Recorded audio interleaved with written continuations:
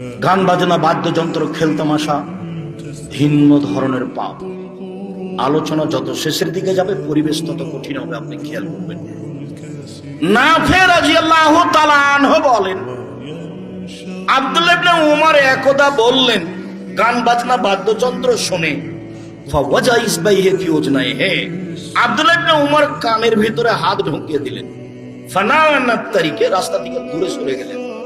রাস্তা থেকে দূরে সরে গিয়ে আমাকে বলছেন, নাফে শায়ান, তুমি কি এখন বাদ্যযন্ত্র খেলতামাশা কিছু শুনতে পাচ্ছ? আমি বললাম জি না। আমি যখন না বললাম তখন তিনি ফারাফা ইসবাইহি ফি উজনাইহি, তার দুই কান থেকে তিনি আঙ্গুল সরিয়ে নিলেন।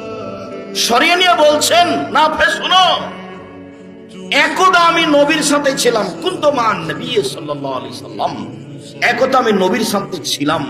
ফাসামিয়া মিসলা জালিক সানা মিসলা জালিক, তিনি এইরকমই বাদ্যযন্ত্র শুনেছিলেন, তারপরে কানে আঙ্গুল ঢুকিয়ে দিয়েছিলেন।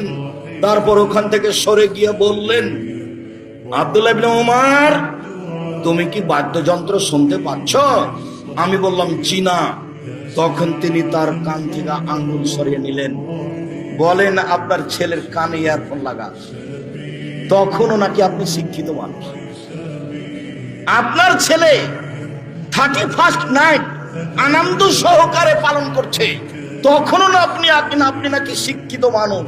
জি না, এরাই হচ্ছে ইতর শ্রেণীর মানুষ, এরাই হচ্ছে থার্ড পার্সন মানুষ, এরাই হচ্ছে বর্বর অসভ্য মানুষ।